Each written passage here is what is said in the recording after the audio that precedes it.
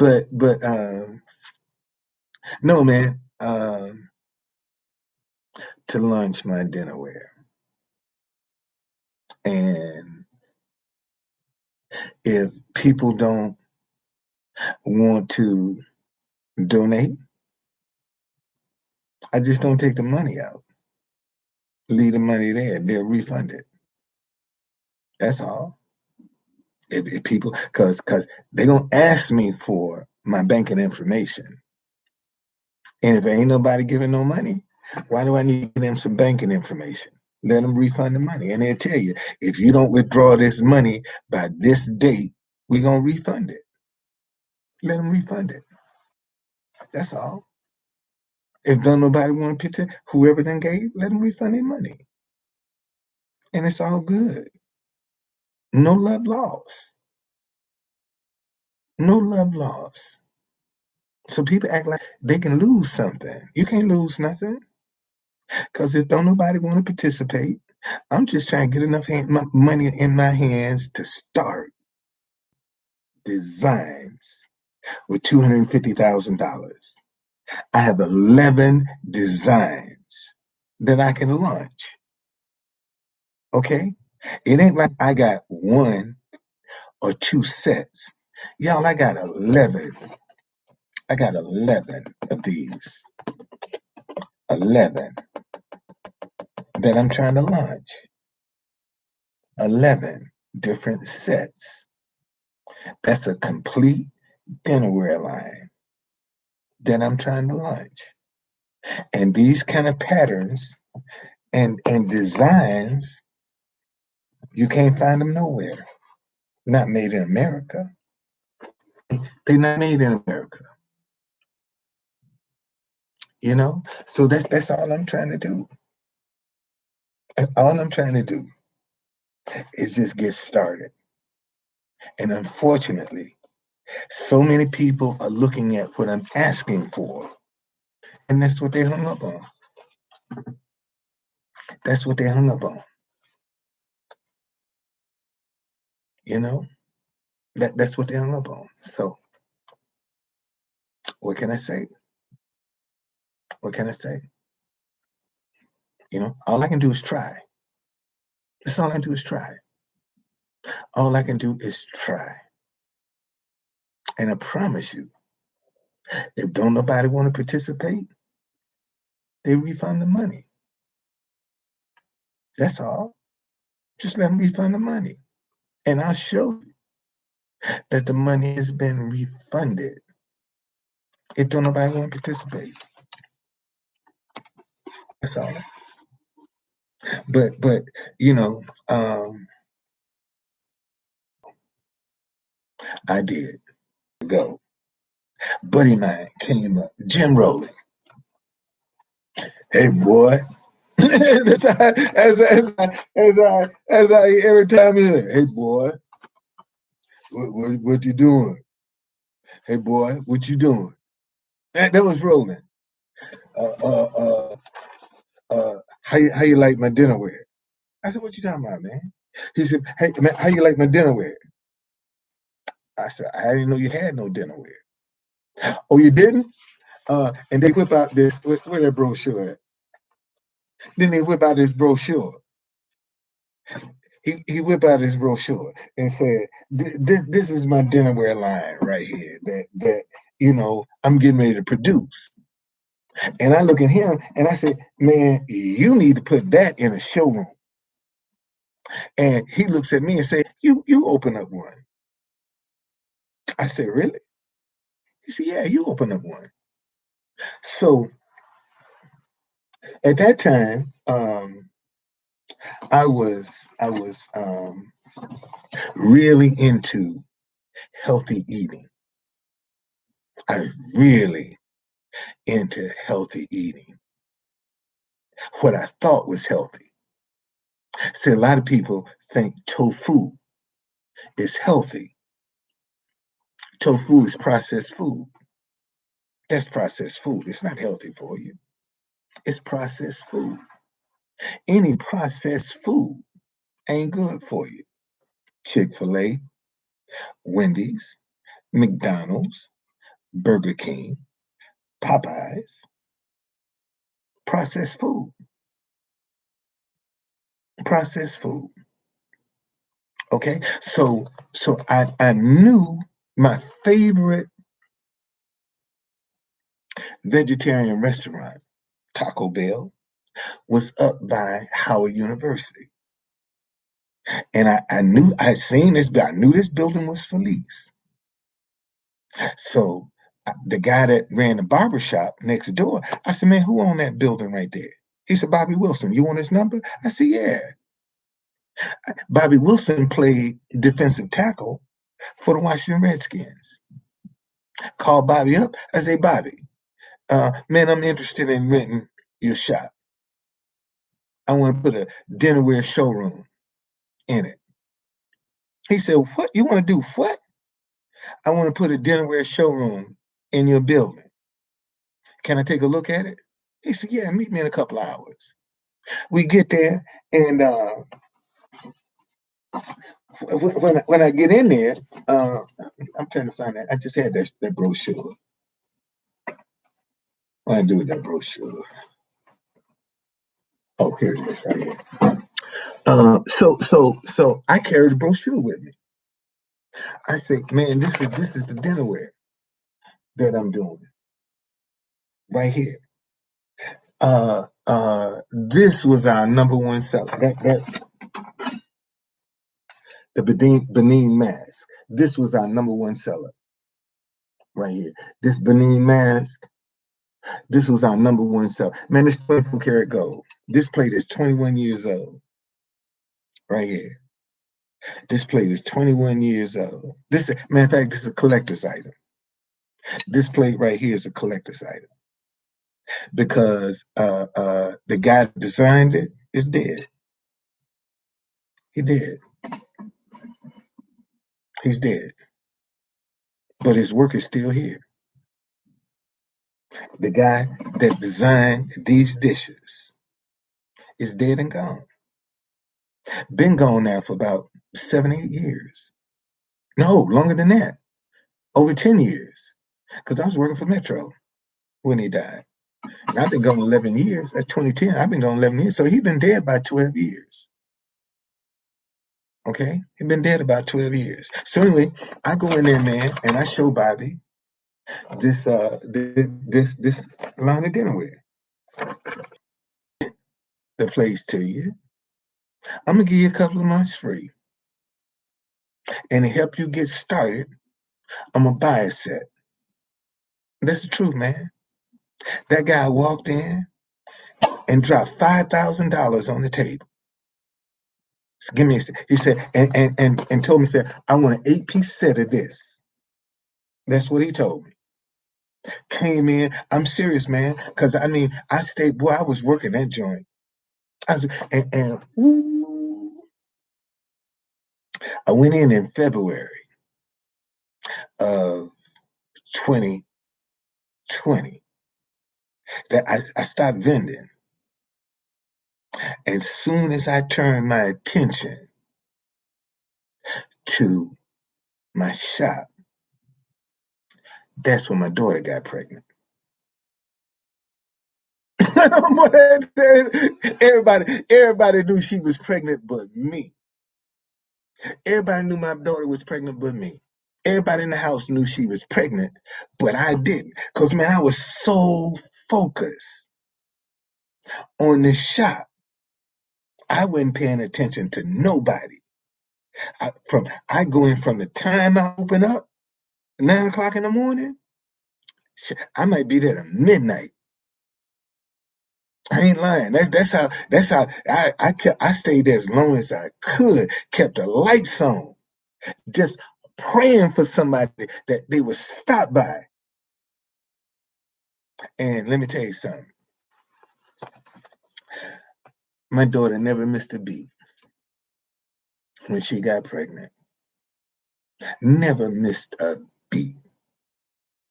Girl graduated from high school, and my grandson right now is going to be one of the greatest trumpet players in the world. My grandson is going to be one of the greatest trumpet players in the world. In the world. He got that music spirit on him. It's in his bloodline. My grandson, he got that music spirit. Fuck you. I ain't bringing you. Bring yours on. Why don't you bring yours on? You bring yours on. I don't need to interview my grandson. I can tell you this, though. Roberta Flack is his great aunt. I tell you that. Roberta Flack. Because you're probably a troll. That's why. And if you don't like my cousin, get the fuck on gone. That's all. Shit. If you don't like the cussing, get the fuck on gone. Okay. Simple as that. You know, put your family out. Why don't you put your family out? You want to see everybody else? I ain't no, hey, my man, I'm a legend when my pockets are fat. I'm a legend. That's when I'm a legend. When my pockets are fat, when all my needs are met, that's when I'm a legend. I don't want to hear that talk bullshit. I'm a legend when all my needs are met. That's when I'm a legend. Right now, that's bullshit. You trying to be impressive. So you might as well get on up out of here. Because don't nobody want to hear that. Nobody want to hear that. Shit, legend. Motherfucker, you crazy. My pockets don't reflect legend. When my pockets reflect legend, I believe you. I believe you. When my pockets reflects legend, I believe you. I believe. I'm relaxed. I'm very relaxed.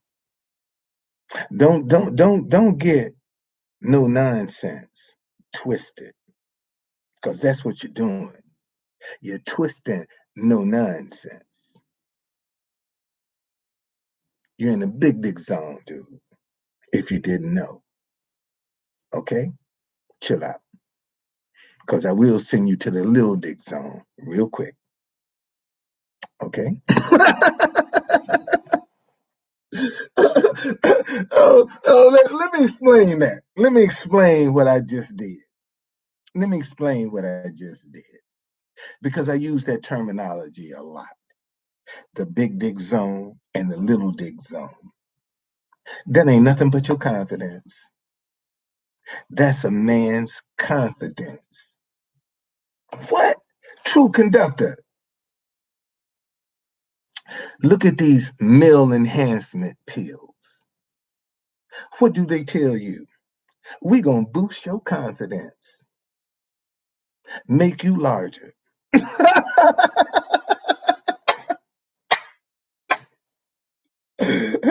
We're going to boost your confidence. You find a woman when she want to boost her confidence, she going to get these enlarged to boost her confidence. That's just society. That ain't true conductor. That is just society. That's society. But then, but when I say the little dick zone, okay, they get offended. And all I'm doing is going after their confidence. That's all I'm doing. I'm going after their confidence. And they think some of them might really do be talking about their dicks, though. When I get some real stupid little gun loving white boys, I talk about their dicks. I will. But that's your confidence. See, we've all heard the term, the Underground Railroad. Well, the Underground Railroad was nothing but a code system, if you didn't know it. The Underground Railroad was a code system. Yes, they had places where people hid. But the only way you could get to that hiding place, you had to know the code. What do you mean? See, back in the day, if you asked me where was a safe place to hide in DC as a runaway slave, I would tell you go to Heron Hill or Good Hope, because rarely would you see a Georgia man in either one of those places. See, the nickname for the slave catcher in DC was Georgia man. So when you see somebody say, hey, there's a Georgia man, those that knew the code knew it was a slave catcher. They knew it was a slave catcher. So when I tell you a safe place to hide is in Good Hope or Heron Hill, what I'm telling you is, man, if you're looking to hide in DC, go to Georgetown or Anacostia. Because, okay, you had a cemetery in Georgetown that you could hide out in. There was a cemetery, and the slave catchers knew that cemetery runaway slaves was hiding away in it, and out of respect for the dead, they wouldn't go up in there looking for no slaves. And the community would leave food in the vault for the runaway slaves, so when they got in, they didn't listen, y'all. Unless you were used to going running errands as a Black person and didn't nobody question you, that's how you could walk off during the day. But if you didn't have them kind of privileges, any escape you're gonna make was at night, regardless to what the weather was. When it was your time to go, it was your time to go. If it's raining, if it's snowing, whatever it is, you got to go. It's your time to go. And it's at night. You see, all of our escapes were at night.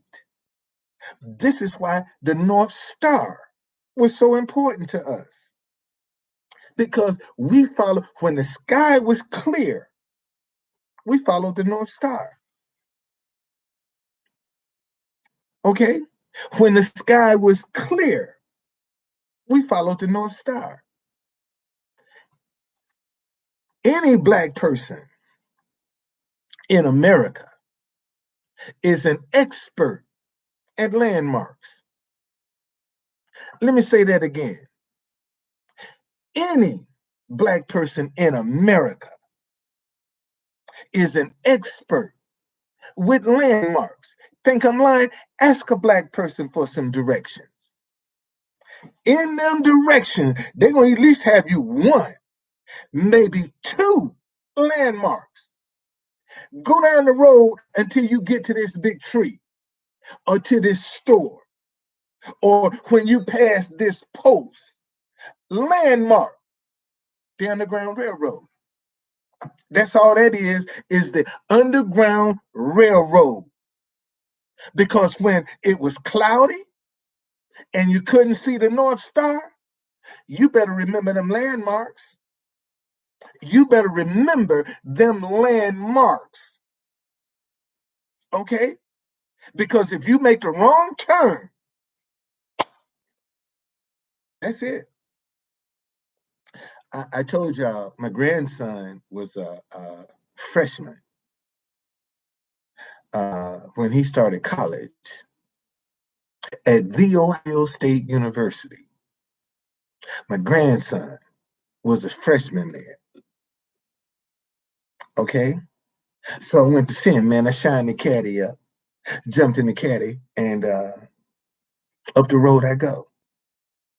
Get in front of his dorm, parking space right in front of his dorm. Park the car. Granddaddy, granddaddy. Man, I saw a sign that reminded me of you. I'm looking at the boy thinking, God damn, I sure hope he ain't got up here and started smoking reefer already.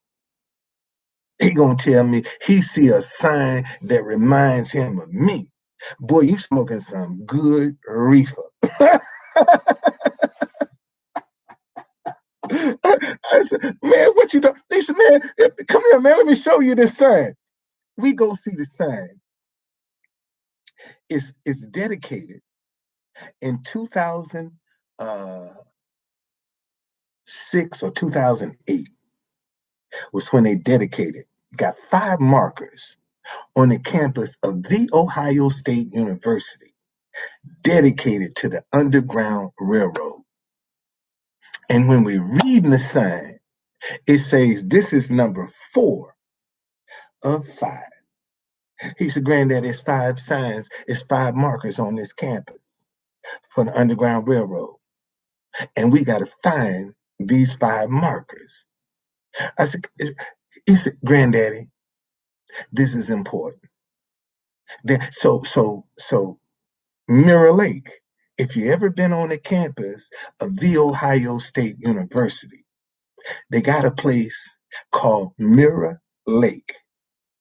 Okay? There are 2 markers by Mirror Lake. Mirror Lake was the landmark. When you got to Mirror Lake, you had to bear right to go north. If you bear left, you going west. Okay? If you're trying to get to Canada and you're going through the Ohio State University, when you get to Mirror Lake, you got to bear right and go across. We found the 3rd marker on the campus, and both of us are standing there reading it. And a black lady and her daughter was walking on campus. And I looked at the lady, I said, ma'am, did you know this was a marker for the Underground Railroad? She said, no, I graduated from here. Black history was my major. And I didn't even know these markers existed. What? You graduated from the Ohio State University, majoring in Black history, and you didn't even know they had 5 markers, the Ohio State University. Why we don't know that information? Why we don't know that? Why we don't have that information? Just in 2016, Georgetown University had to admit in 1838 they sold 272 slaves to stay afloat. Georgetown University sold 272 slaves to stay afloat. When I heard that, first question I asked was, damn, if you had 272, how many did you own? If you sold 272, how many did you own? And you only trying to give a free education to the ones you sold. You ain't trying to give a free education to the descendants of the ones you kept. And nobody asked them, if you sold 272, how many did you own? Nobody asked that question. And how many of these other white universities that got their finger dipped in slavery? That's how they were able to still be viable today, because they was in slavery. Y'all, slavery was big business. Slavery was big business. Okay, Franklin and Armsfield, right over in Alexandria, Virginia, were the biggest slave dealers in the city, in the country. Franklin and Armsfield were the biggest slave dealers. I showed y'all a picture of their building over in Alexandria. It's a slave pen. It's on the road. Man, and it's for sale too. But if I had $2 million, I'd buy that joint. That building is for sale. That slave pen. And you go down in the basement, they still got the bars. They still got the bars. The gate and everything. That they lock people in the basement, man. What a hell of a way to live. And in 1838, I think it was Franklin, when he retired from selling slaves, he was worth over $500,000. In 1838, that's millions of dollars today. When he retired from selling slaves, slavery was big business. Judges was in slavery. Oh, true conductor. How you gonna go? Judges was in slavery. Judges got paid off slavery. Y'all don't believe that? Go look at the 1850 Fugitive Slave Act. Go look at the 1850 Fugitive Slave Act and see judges, police officers got promotions. Under the 1850 Fugitive Slave Act, black people couldn't even ask, they had no rights. They couldn't even defend themselves under the 1850 Fugitive Slave Act. If a white person walked up and said, I own you, you ain't had no recourse. You think I'm lying? Look at 12 Years a Slave, Solomon Northup. That happened right here in DC. And if you look at that movie, the whole gist of 12 Years a Slave is him trying to get a message to a white man. Come get me. They done sold me into slavery.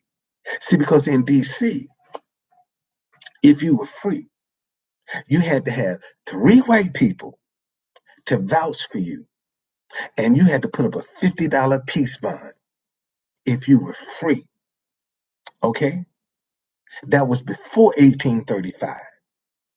After the snow riots of 1835, that 3 white people went up to 5. That $50 peace bond went up to 500, just to prove you was free. And somebody could take you and sell you, take your papers and sell you into slavery. And you had no recourse. No recourse whatsoever. And see, when they sold you into slavery, that cut your bloodline.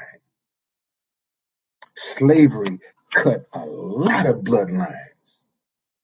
You got a lot of people running around with names that ain't even a bloodline. See, because when they say your name is who you say they say you are, they tell, no, man, my name is Don Folden. No, it ain't. Your name Lou Williams. Your name ain't no Don Folden. Your name Lou Williams. And now I got to go and live as Lou Williams. And that ain't my bloodline. And look how many people that have taken on names that ain't even their bloodline. This is what slavery did for us that don't nobody want to talk about. Look how it messed us up. See, we're no goodbyes.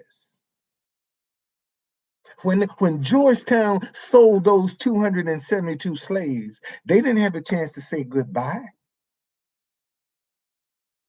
They didn't have a chance to one last time. Can you imagine the fear of the ones that was left behind? 200, that's a whole church. That's a little small church. And you wake up and the whole church is gone, sold into slavery. And now you got to wonder, am I next? Look at the fear that you have to live up when they done sold 272, just like that. They're gone. And you wondering, am I next?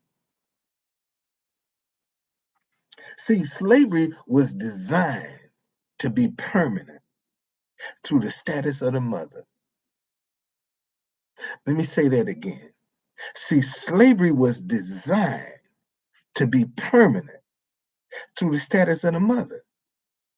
If that mother was enslaved, even if the father was free, every baby she had was a slave. That's why when we bought people out of slavery, we bought the women first. Because when we freed them, we freed generations. Once we freed that woman, generations were free. What's predicated on the status of the mother today? Welfare. Welfare is predicated on the status of the mother. That woman can have as many babies as she wants. As long as that man ain't landing up in there with her, Uncle Sam say, I got you. Black man, go make as many babies as you want. With as many different women as you want. Long as you ain't in the house overnight, I got you, black man. I take care of your kids. But then society will turn around and say, black men don't want to be fathers to their children.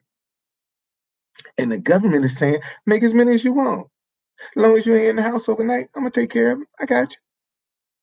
So now you got generation on top of generation that's got a mindset of getting something for nothing. That's where that comes from. That's how we developed that attitude. That's where that welfare created that something for nothing attitude. And you know who who who who who who outnumber? You know who the most welfare recipients are? White people. But yet they put a black face on it. And it's more white folk on welfare right now than black folk. Let me say that again. See, it's more white people right now on welfare than black people. But every time you see a welfare story, it's black. This is just reality, man. And when you start talking about stuff like this, then people want, oh, there you go, you're a racist. Black people cannot be racist, y'all. Let me say that again. Black people cannot be racist. Racism is a system that's in control. Black people ain't controlling nothing. They can be prejudiced, but they can't be racist. They prejudiced. They ain't racist because we don't control nothing. See, if we set the educational system up, if we set the housing market up, the banking system up, we're racist. You know, how we gonna be racist and redline ourselves? Tell me what kind of sense that make? What person gonna redline themselves? That's gonna deny themselves. That's not gonna allow themselves to sit at a lunch counter and eat, drink from a separate water fountain. That's in my lifetime. I've seen separate water fountains in my lifetime, and I'm only 68. I've seen that in my lifetime. I picked cotton in my lifetime. I'm from Alabama. We had this guy, this white guy, man, would start at 3 o'clock in the morning on a big old truck, going around picking people up, taking them to the field. Man, you get on the road, you don't even see the end.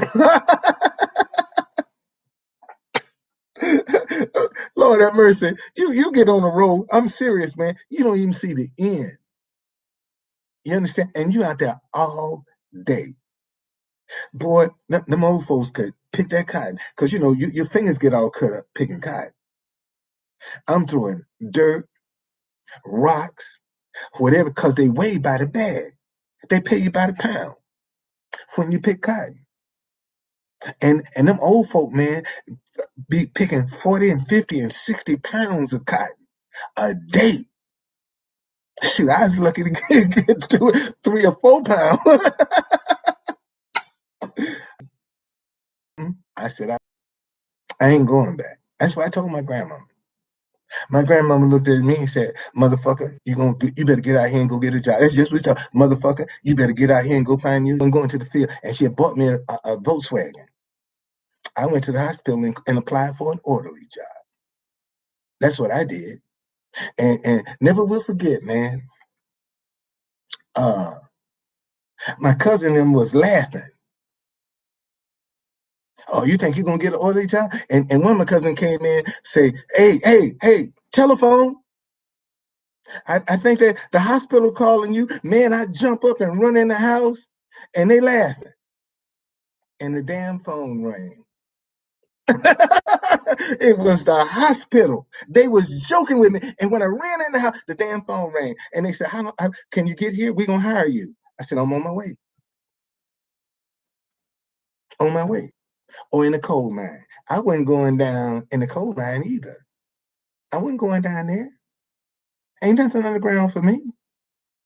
Hell no, I wasn't going to no coal mine. Coal mine or the steel mill. And both of them hard labor. Hard labor. Hard labor. Hard labor. So well, I don't know how I got off on that little history, but I need to recall some of this stuff because I'm gonna start my tours back up in June. I'm gonna start them back up in June. So, see what happens. All right, but for the Underground Railroad, man, was nothing but a code system.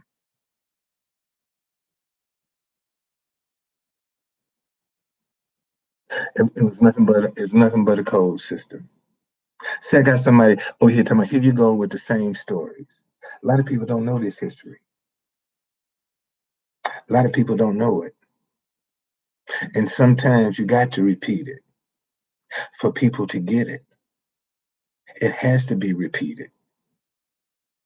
Okay? Has to be repeated. So that's what I try to do. Educate people. Because the stuff I'm telling you, you ain't gonna find in no history books.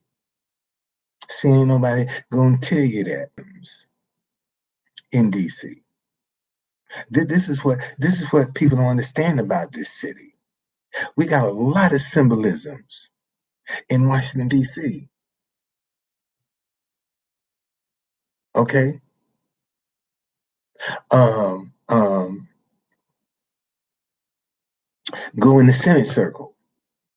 You have the Senate circle and the House circle over by the Capitol. The House circle has a statue of President Garfield. He was the second president that was assassinated.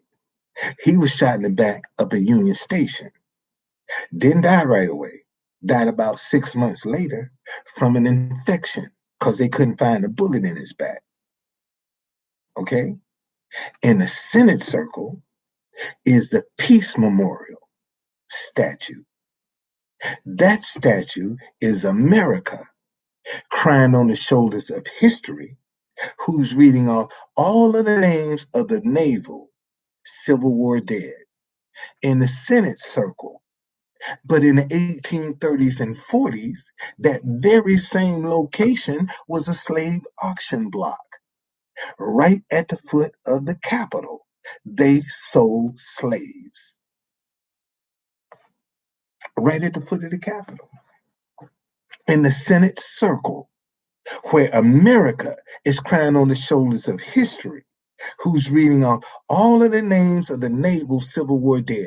When I look at that statue, I see America crying on the shoulders of history, who's reading off all of the names of the families that was broken apart right there in that same location.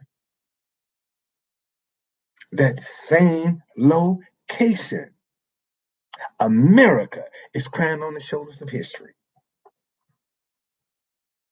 Sure is. In the Senate circle, and that was a slave auction block. And a lot of people don't even know it. See, most of our history has been destroyed or hidden. It's just that just that simple. It's either destroyed or hidden. DC is the only city that had a man to come here as a slave, bought himself out of slavery in Georgetown, Yarrow Marmot, Yarrowmamout. They don't even know where that man buried. He was a Muslim, lived over 100 years old, right in Georgetown, had a little house on the corner. Very important person in Georgetown. Yarrow Marmot, Yarrowmamout,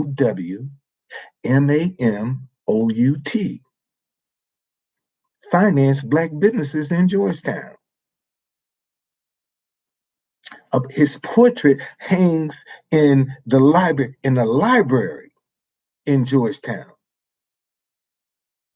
His portrait that was painted by one of the artists that used to paint presidents painted this man's portrait, Yarrow Marmot.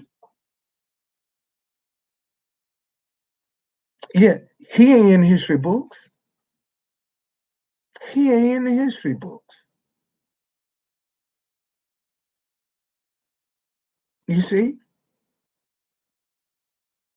There are so many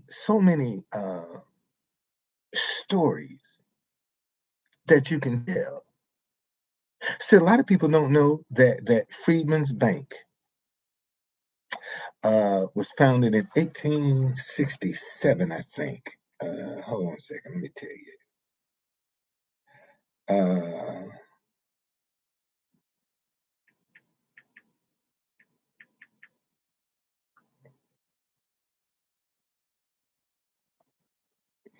Uh,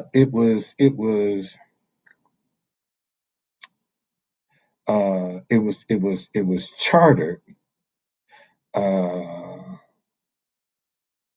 in 1865, and it didn't last until 1874. Frederick Douglass was the last president of this bank. Matter of fact, he sunk in over $100,000 of his own money trying to save the bank. And Frederick Douglass said it was the black man's cow, but it was the white man's milk. And it was right across the street from the White House. The building still sits there on the corner today. The Freedmen's Bank building sits right across the street from the White House on Pennsylvania Avenue. A lot of people don't even know that. A lot of people don't know that. Okay? William Slade, Lincoln's valet. William Slade had keys to the White House. Any speech Lincoln practiced, he practiced on William Slade. Look at a story about Lincoln. How often do you see William Slade? You don't. And that was his man. That was Lincoln's right hand. William Slade was Lincoln's right hand. Every speech Lincoln practiced, he practiced on a black man, William Slade. And when he signed the Emancipation Proclamation, within hours of him signing, black folk was flooding the city. Why? Because William Slade knew, and he was a deacon in 15th Street Presbyterian Church.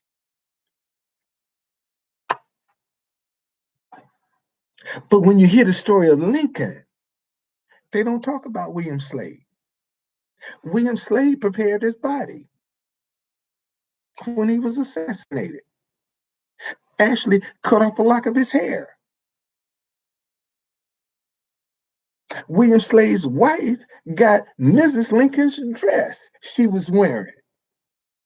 the night he was assassinated. She gave that dress to William Slade's wife. Now, if it's like any other black family, that it get lost in the shuffle. What if they forgot whose dress that was? Look at what that thing would be worth today. If that dress was passed down from generation to generation, look at what that thing would be worth right now. Millions of dollars. Millions of dollars. The dress that Mrs. Lincoln was wearing when President Lincoln was assassinated, millions of dollars. Okay, Elizabeth Keckley, Keckley. Look her up. She was Mrs. Lincoln's seamstress.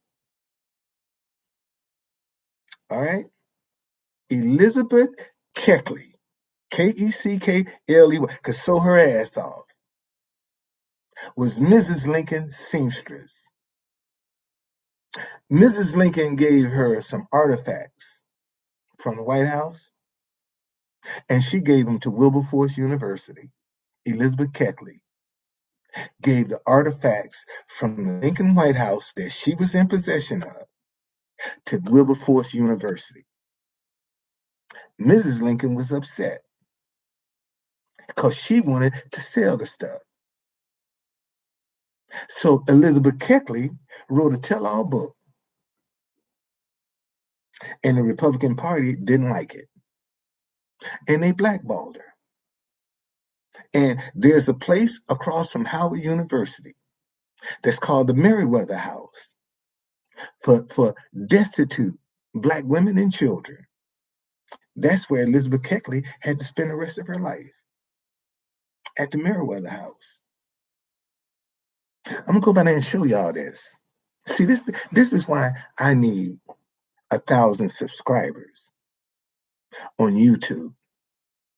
See, I don't wanna go through a third party app where I got to give up permission for all my contacts and all their contacts, and you manage my videos and all this other bullshit just to go live on YouTube.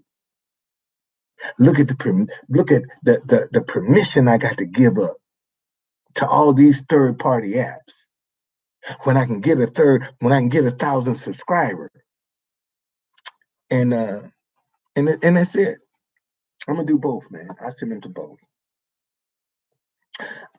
You know what? I gotta talk to my web person. See, can I get my truthconductor.tv? That's an app.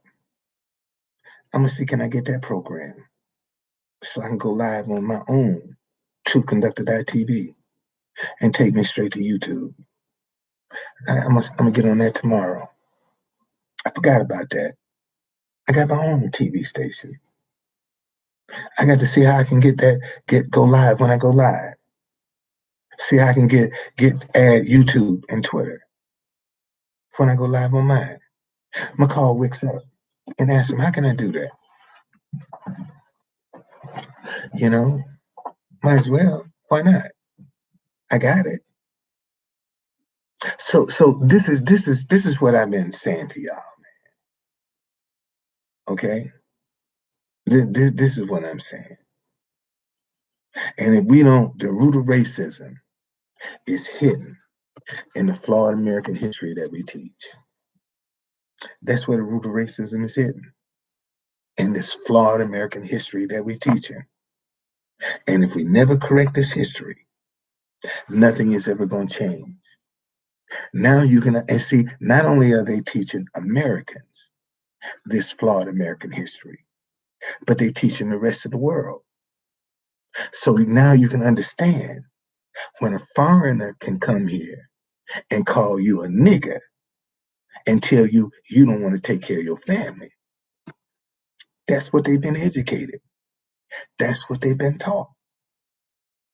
That's see, the same education, miseducation they teaching Americans, they teaching the rest of the world. Rest of the world still think Columbus discovered America. Rest of the world still believes Columbus discovered America.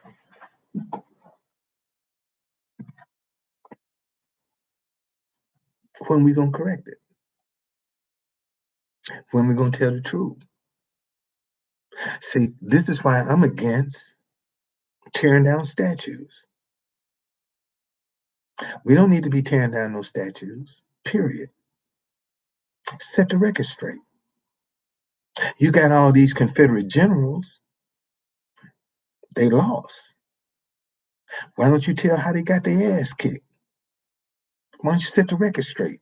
Then see how proud they look when you telling the story around them, how they got their ass kicked. And see, when you do that, you're creating tourism.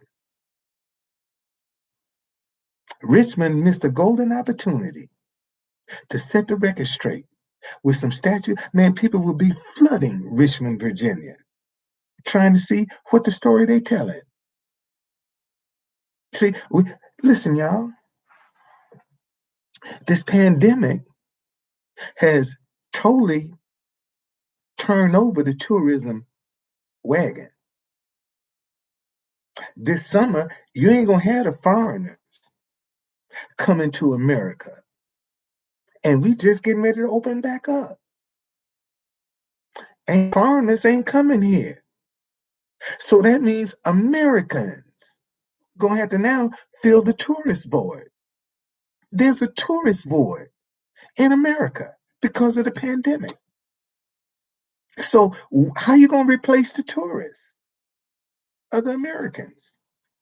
How do you place the other Americans? Give them some information they never had. Give them some stuff they ain't got. They'll come look for it. All of these Confederate statues, set the record straight. That's all you got to do. You ain't got to tear it down. Set the record straight. Because when you hide it, you're still hiding the problem. Set the record straight. And why we don't have politicians to see that? Set the record straight. That's all you got to do.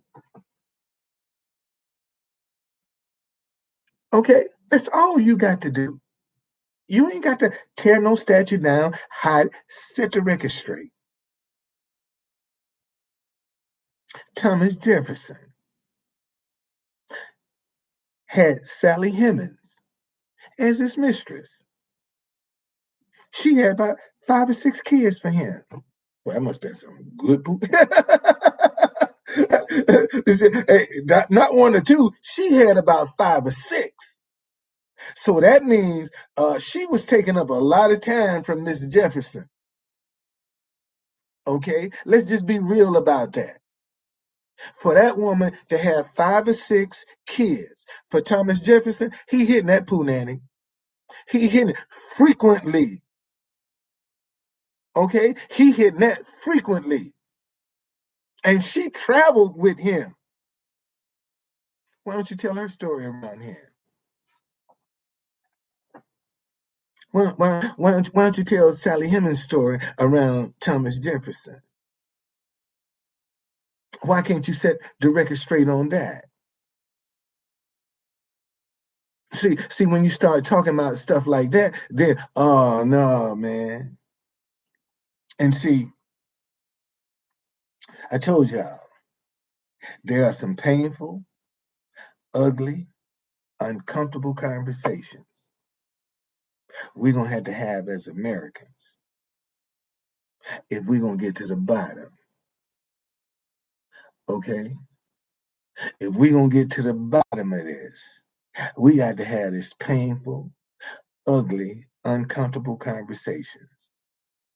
See, because the issue in white America right now, when it comes to race, they don't think they should pay for the sins of their forefathers. Let me say that shit again. See, the dilemma in white America today, the majority of white people don't think they should have to pay for the sins of their forefathers. Because they'll tell you quick, I wasn't here during slavery. But the Bible say the sins of the fathers were passed down to the third or fourth generation. Somebody got to inherit them sins. And we have a white race right now that don't want to inherit the sins of their forefathers. They don't want to have nothing to do with the sins of their forefathers. Okay? This is the problem in America right now. And see, until we get to the root of that situation, right, ain't nothing gonna change in America. Ain't nothing changing. Nothing is changing in America until we can get to the root, have these painful, ugly, uncomfortable conversations. This is where we got to start, y'all. And unfortunately, we're in a day and time when you stand up and speak the truth, you're ostracized, you're demonized for standing up speaking what is true. This ain't about Republican or Democrat, black or white. This is about right and wrong. And right now, wrong is having its way. Right now, wrong is having its way. Wrong is having a field day right now. Right is wrong and wrong is right. And you got people that believe in right sitting on the sidelines, scared to say a word. They're afraid to be bullied if they speak up. Look what they're doing to Liz Cheney, because she stood up and spoke the truth. Look how she's being treated. What message do you think that sends to the rest of the people that might want to stand up and speak the truth, seeing how she's treated? You think they're going to want to go through that? No, they're going to go along with the program. And this is the problem. We got too many people that are going along with the program, and it's wrong. They know the program is wrong, and they still going along with it. And won't nobody say, stop this shit, man. Stop it. Just stop it. See, you won't support nobody to get up and say, man, you Democrats and you Republicans, man, y'all fucking stop this shit. We all on the same boat. These them libs. Man, we in America. Them Democrats. We in fucking America. This is America. And you act like if shit go down, it ain't gonna affect you. See, all of these stop the steal motherfuckers that was at the Capitol, they can't go back either. They done messed it up for everybody. Everybody screwed. January the 6th screwed everybody. Everybody is screwed. You ain't gonna that access to, you got to have, listen, right now, if you want to do a White House tour, you got to get a security clearance. You need a security clearance to do a White House tour today. And it's gonna take you about 6 weeks to get it. I remember when I came to DC, man, they had a White House Visitor Center right across the street in the Commerce Department. You could walk across the street. As long as they had White House tour tickets, you could get a ticket regardless from anywhere in the world. Get in line and do a White House tour. Now, foreigners can't even tour the White House. Foreign people can't get a security clearance. You need a security clearance that you got to go to your congressperson or your senator to get to do a White House tour. A lot of y'all didn't even know that. A lot of y'all didn't even know that you need a security clearance to do a White House tour today. And you're going to need a security clearance to get in that Capitol. That's how they done messed this up for everybody. See, they going around talking about them lit. Man, you done screwed it up for everybody. Everybody is messed up. And see, like a lot of people are saying, are thinking, they ain't in harm's way. They ain't got to worry about nobody snapping and no shooting up. This is what a lot of people don't think it can happen to them. And right now, man, and you notice all these killings, that shit ain't slowed down. It's picking up. And the weather ain't hot. The weather ain't hot. We ain't even had the power grid to go down yet because of the demand from for air conditioning that's gonna blow out power grids. Because with this, this weather changing.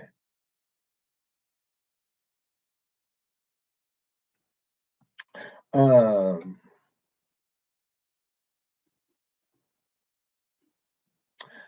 don't even want to get into that conspiracy, man. I don't even see. Let me tell y'all. Listen to me, y'all.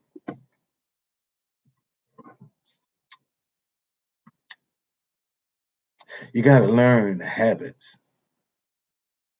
of the people among you that's potentially the problem. And when you always got a person that's deflecting about what somebody else is doing or how somebody else is doing it, always got an excuse about what's going on, that's your problem. That person right there is your problem. Because they ain't gonna never be accountable. They're gonna always blame somebody else.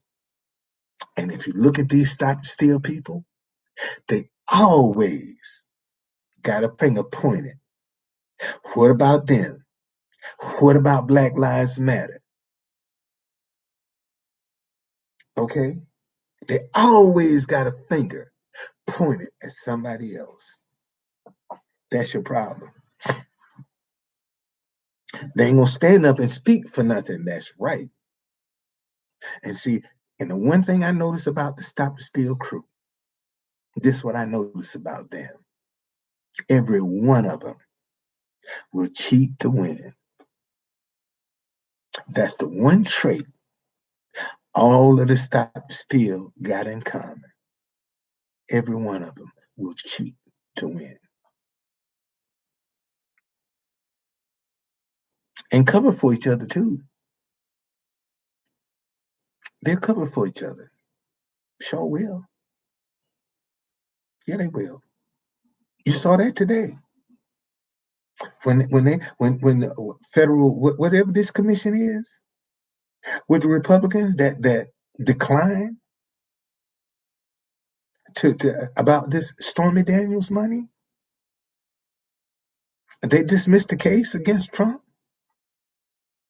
Anybody else? And Michael Cohen went to jail. Matter of fact, speaking of Michael Cohen,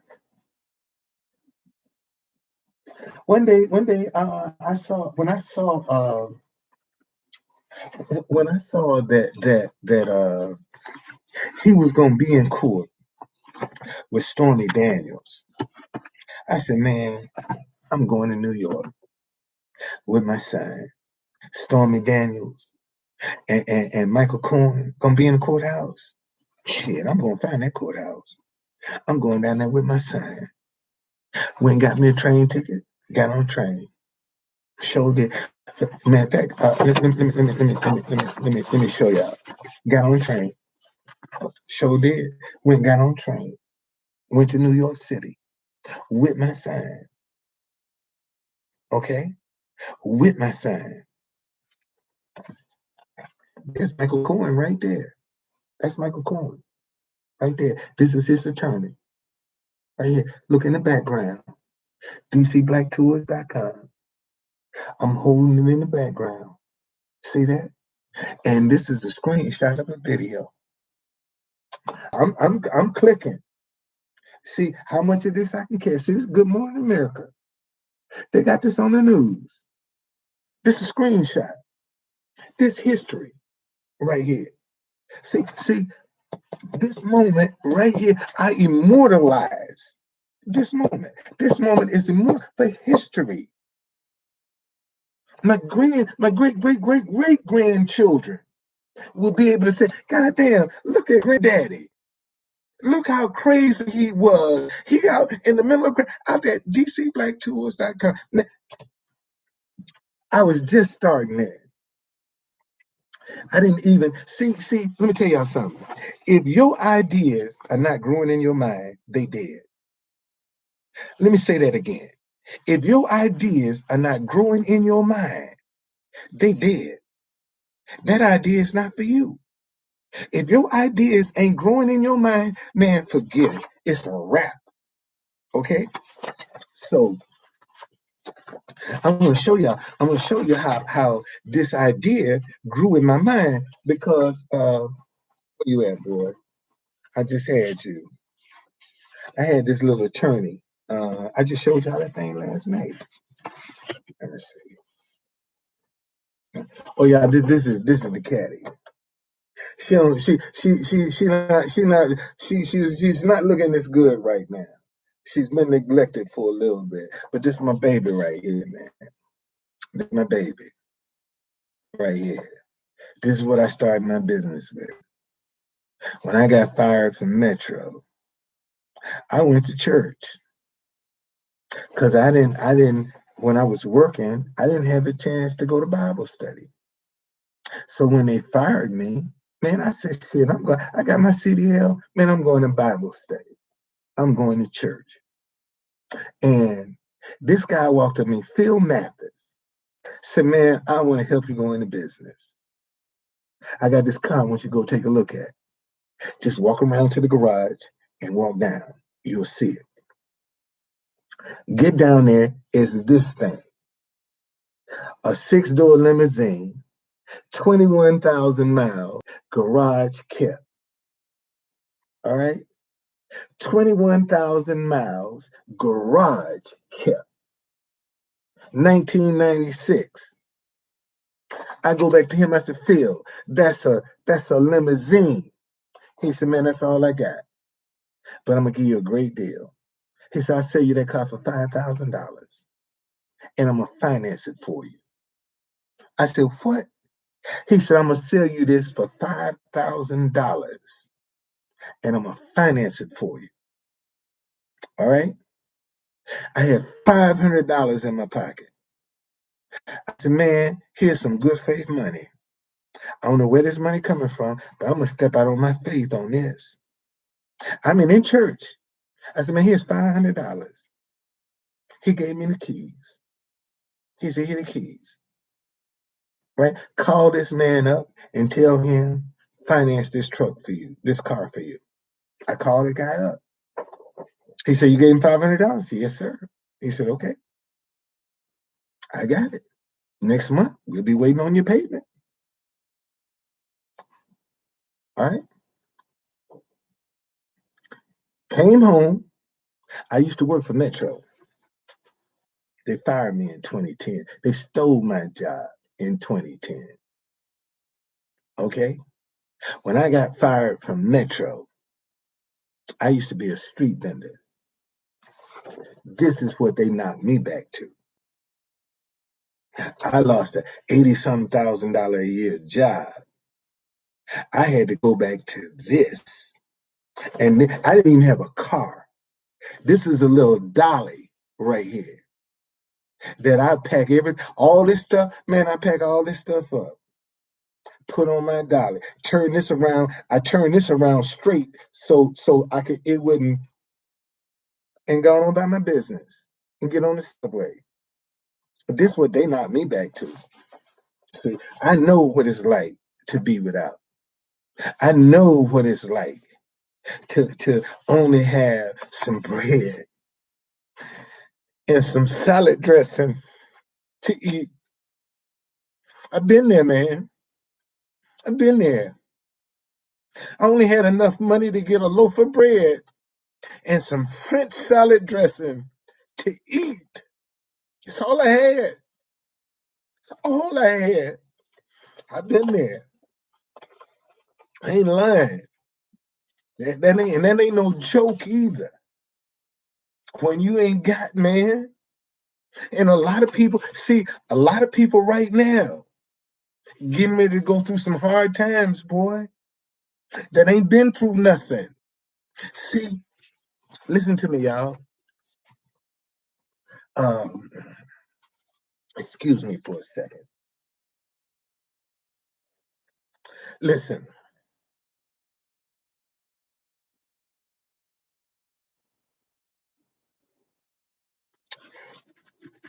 when you go into adversity,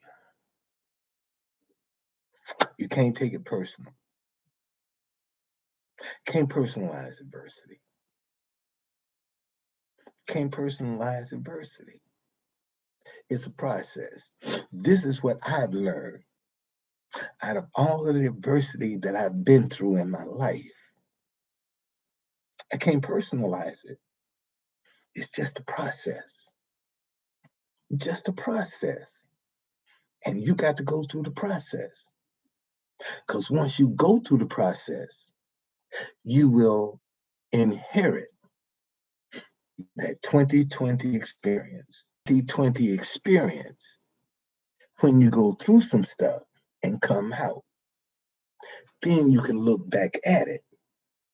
You can't have no 2020 experience in the middle of a storm. You got to come out of a storm to be able to look back at what you did or did not do. Okay? When you're going to get a 2020, you know they say hindsight is 2020. That's why hindsight is 2020. Because when you come out, you can look back at it and see everything that you should or should not have done. But you can't do that in the middle of a storm. You can't have a 2020 experience in the middle of a storm. This is the paper I was looking for. See, this right here is the little young lawyer that Mueller indicted right here. This little young guy was see, look, I'm in the background. See, I haven't discovered the stick yet. I'm still using, I just got one sign, dcblacktours.com. I didn't discover the stick. And when I did discover the stick, I discovered I had to make it like a cross.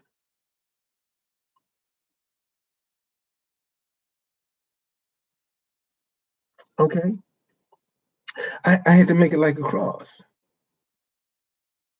So it was when the wind blow, I learned this from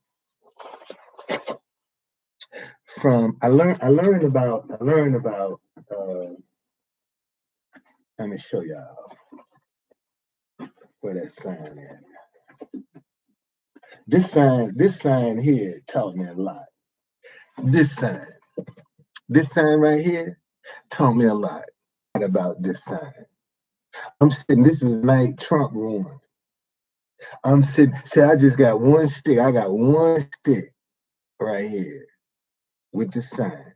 I should have had something running across because it started bending on me. When the wind blow, it would bend the sign.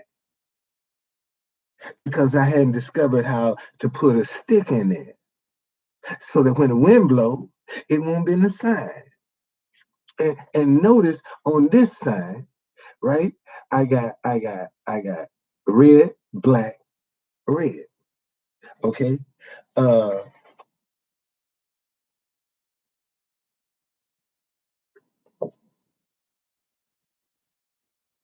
so when I started my tours, I was sending people to Viator.com. I didn't even have a website, man. When I started my tour, I didn't even have a website. I called up Viator, told them my idea, and they said, "We like that. We want that on our site." I said, "Okay." I put it on, and I had my stuff on their site. I didn't even have a website, so I'm sending people to look for them. But now I'm noticing that all of the algorithms for tours in DC was white tours, and I'm the only black tour on their site in DC. But all the algorithms was for white tours. So I called a lady up and I said, "Hey," I said, "what I got to do? I'm sending people to you. What I got to do to get into the algorithms?" She got indignant. I said, "Excuse me?" I said, "Wait, hold, wait a minute, wait a minute." I said, "Tell you what, take my shit down right now." It's just like, take my shit down right now. Mister, take my shit down right now. I don't want to see my tours on your site no more. Bam! Hung up. Okay, you're going to get indignant and I'm sending people to you? Oh shit. Now I got tours in the pipeline. Okay, I got to get busy and get my own website going. Okay, so notice I got the DC Underground Railroad Tour. That's my first tour that I produced. Okay, so you didn't see the DC Underground Railroad Tour with Viator.com, and I didn't want to cause no confusion by still having the DC Underground Railroad Tour, DCBlackTours.com. So what I said was, since this is a day tour, let me develop a night tour, and I launched that. So I went to the DC Black History Night. Matter of fact, where's that sign? Here it is. This is the mother of all rallies, right here. This was the mother of all rallies on the mall for Trump. I went down there, man. I had tried to sell the caddy, and she ran hot on me, and I got a third-degree burn right right here. See, I got the caddy ran hot on me, gave me a third-degree burn on my arm. I had a shirt on. Only reason it wasn't worse was because I sit in front of my house, man. I thought that thing had cooled off. When I opened the top, boof, blew up on my arm. And the only reason it wasn't worse was because I had a shirt on. Okay, the full impact didn't hit my flesh. It had to go, it hit my shirt. So they got the mother of all rallies down on my. I'm pissed now because now they don't repossess both of my trucks. Okay, I done got both of my trucks repossessed now, trying to hold on to my tours. Okay, both of my trucks repossessed. So shit, I'm going down to this rally. Goddamn, you coming in town, motherfuckers? I'm gonna be right down there in the middle of y'all and dare you to say something to me. That was my attitude I had, man. I'm serious. I'm gonna go down and I said, man, look, y'all. This is pro Trump rally. I didn't take this picture. This was online. The guy stopped and said, "Can I take your picture?" I said, "Of course." "Who you with?" Told me who it was, so I know where to look. See, look. These people national anthem. Look, folk got their hands over their heart. I went down there and kneel in the middle of the Trump rally. I went down and kneel on the national anthem. There it is. There's proof. Okay? There's proof. I kneel on it. Was damn them to mess with me, man. Because see, if they mess with me, all of the attention was gonna come to the guy that's got the DC Black History Night to a sign. See, all of the cameras was gonna focus on this. If I go in that crowd and there's any confrontation, this is what they're gonna be talking about. Man, they went down there, that guy with that DC Black History Night to a sign. See, in the middle of, oh, I got upside down. 100 years from now, when they show this picture, I'll still be right there. 100 years from now, man, I had so many white photographers that come up to me when they took this class. They said, "Sir, it was such a pleasure to see you out there in that crowd with that sign. This is the only, okay." Matter of fact, uh, y'all know, I saved Jack Pozobiec. Jack Pozobiec was out at Lincoln Park and was getting jumped, and I saved his ass. Jack Pozobiec. Matter of fact, let me show you. Uh, um, I don't know where I was going that day, but I was on Capitol Hill and I was going through East Capitol, and I see this big crowd there, man. I see a huge crowd there. I don't know what the hell is going on. Okay, but I'm stopping. I got my sign and my bullhorn. I'm gonna stop. And when I found the closer I got, I found out it was a Black Lives Matter protest against the statue. That's what they was protesting. The statue. I got up there, I got my own bullhorn. And I got up there and I told them, I said, all y'all Black Lives Matter people, y'all full of shit. That's what I told them with my own bullhorn. Y'all full of shit. Okay? Well, in the meantime, while I'm talking, at the side of my eye, I see them pushing. I see somebody push Jack Pozobiec. I mean, I'm talking about they pushed him. You know, I said, damn. When I knew who he was, but I never had any interaction with him.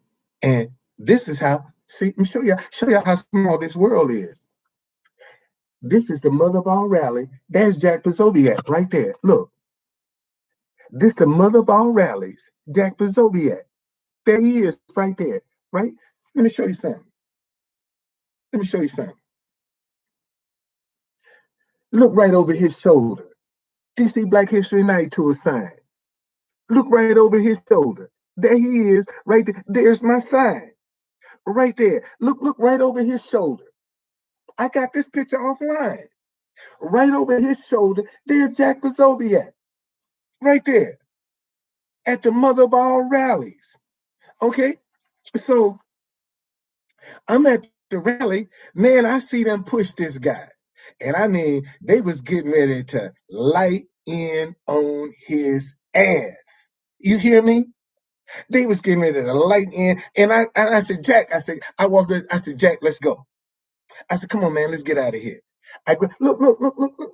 See the guy. I had to get between him. Look how he's standing. Look how he looking. Tell me he ain't scared. Tell me Jack Pozobiec ain't scared. Look how he's standing behind me. Tell me he ain't scared. Tell me he ain't scared. That boy was scared as shit. That boy was scared as shit, and I would have been too, because they wanted to kick his ass. So, listen, let me show y'all.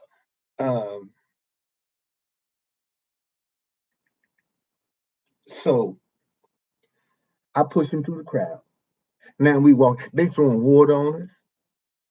Everything, man. They done threw water on us.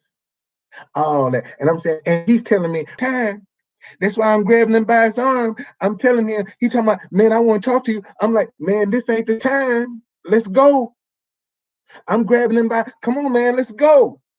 Let's go. And I get him to the end of the park. And I could hear a guy behind me say, okay, sir, that's far enough for you. You done brought him far enough. He's ours now. When that guy told me that, I said, hey, I did my part. Y'all ain't gonna jump me. Okay, I done got him. I got him to the edge of the park. Okay, I got him to the edge of the park. They said let him go, and the police had to end up picking him up, getting him out of there, man, because they was trying to tear his ass up. Okay, Jack the Zodiac. But I knew who he was because I had seen when I saw this picture. I knew who he was. I knew who he was. Okay, I knew who he was. And like I told you, boy, I show look, man, just look at his facial expression, how he's standing behind me. I'm pushing through the crowd. Look at how he's looking at these people, man. He right on me too, because I'm like, let's go, man. Let's go. Let's go. And he right on my ass too. You see, he right on my ass too, buddy. Cause he ain't moving. I move, he move. See, and that shit was freaking him out. It would have freaked me out too. But if you saw something like that, what would you do? Okay, what would you do if you saw something like that? What would you do? Would you risk your neck to help somebody that you don't even know? I doubt it. But it was the right thing to do, man. It was the right thing to do. That's why I didn't have a hesitation about it. Because it was the right thing to do. The man needed some help. He needed some help. And whatever little help I could give him, just to be able to say, man, move out the way, man. Leave that man alone. Just how you think I got through that crowd? Look, y'all, wait a minute. I don't think y'all really, man, look at this crowd. Look at this crowd. Look at this crowd. How you think I got through? How you think I was able to do like I parted the Red Sea? Look at how many people that are behind us. Look at that was the people that was in front of us. Look at what's behind us. We pushed through all of these folk right here. This is who we pushed through. And you gonna tell me he wasn't scared? But I'm a racist. See, I'm a racist. And I say the white guy, I don't even know. But I'm a racist. I don't even know the guy. Don't even know him. But I'm a racist. Okay? So that's just to show you, man. Just give you a little bit of my life. See, if I was one of them guys that minding my business, when I saw them pushed in, I ain't had to intervene. I didn't have to intervene at all. I ain't had to intervene. I saw it was two little white girls down at Black Lives Matter Plaza. They was jumping all over them white girls, man. Little young girls. Jumping all over them. Jumping all over them. What did I do? Put on One Love, Bob Marley. and walked through the crowd to break it up. And the black chick that was doing the most cussing thought she could walk up and intimidate me. And I gave her one look in her eyes. Don't fuck with me. And she turned around and walked away. So that video is on Instagram right now. That video is on Instagram right now. Show is. Man, in fact, let me see. Can I find it on my page? It show is. It's on Instagram right now.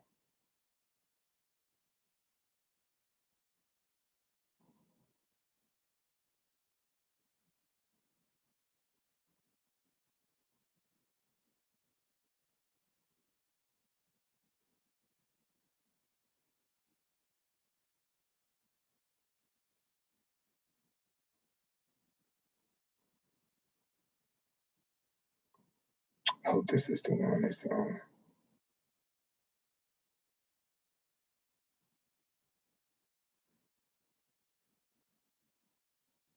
Um, this is the guy's shoulders I'm standing on. This was my first tour guide, Harry Jones.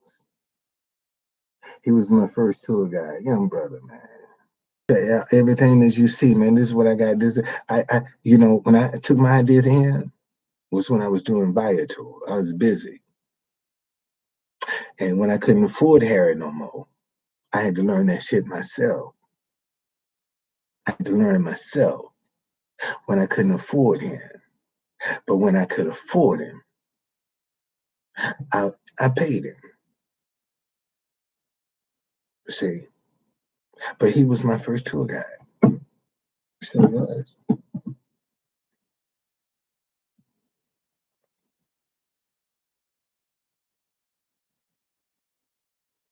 I'm trying to find. Hmm. Anyway,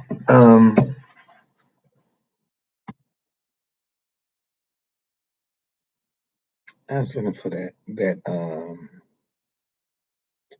I was looking for that Bob Marley thing. Man, I didn't put that much on this thing. God dog. Where you at, Bob? Bob, where are you? Where are you, Bob?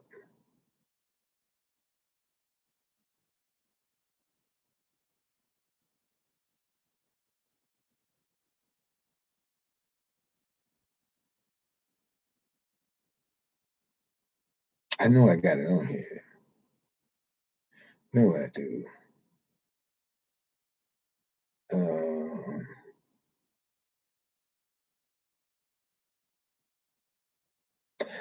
Man, let me show y'all something. Let me show y'all. One morning, man, I woke up and doing the World Series, doing the World Series.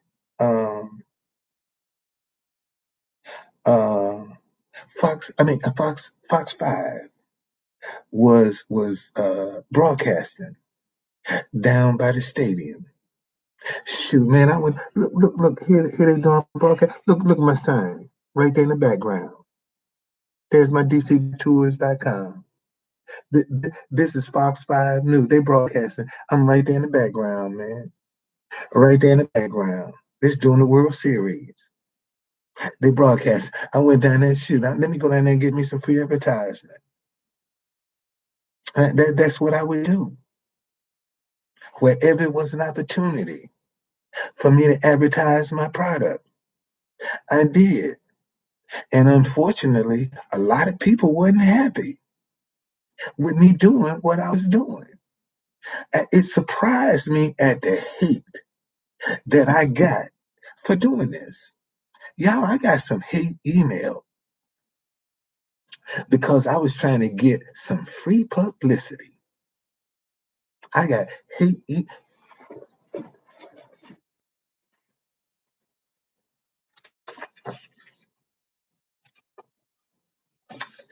This Jay Sanders. From Sanders JW27 at gmail.com. Horrible name, horrible attempt at cheap advertising to hold a sign up at news conferences. Imagine if there was a company called DC White Tours or DC Asian Tours. Disgusting. Just trying to get some free advertisement. Donald Trump.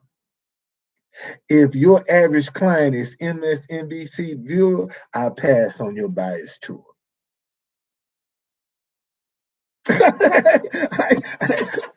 Y'all think I'm making that up? It's from dtrump at gov.com. I ain't making that shit up. I ain't making that shit up. I ain't lying. Anonymous. If there was a DC White Tour company, which that's what most of the companies are, do white history tours. Al Sharpton would be screaming racism. I know there is an extensive and productive Black history in America, but to point your service to one race is wrong. And racism in America will never end as long as we have one side trying to put themselves above the others. It would be more appropriate if they would just advertise DC tours specializing in Black history. Stop the us against them mentality and MAGA. Personally, I think they should build a wall around DC and California.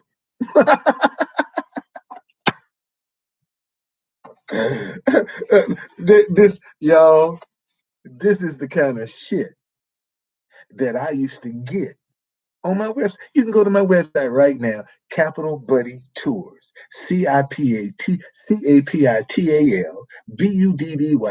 Tours, and go down to the comments if you think I'm lying. Here's another anonymous. Fuck you, tar buckets. Jerry Riggle at Comcast.net. Extremely bad taste to walk behind a criminal advertising your business. Thumbs down. Now, what they saw is history. What I was involved in was history. The Russian trial will go down in history. And I got a picture with just about everybody that was involved in that trial. I think I got something with everybody.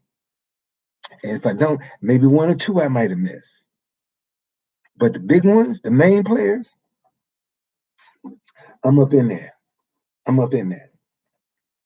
I'm up in there. The main players, I'm up in there. Ara Feldman at viewpointvideo.com. Your display of advertising at trials, etc., just to get your sign on the news is absolutely classless.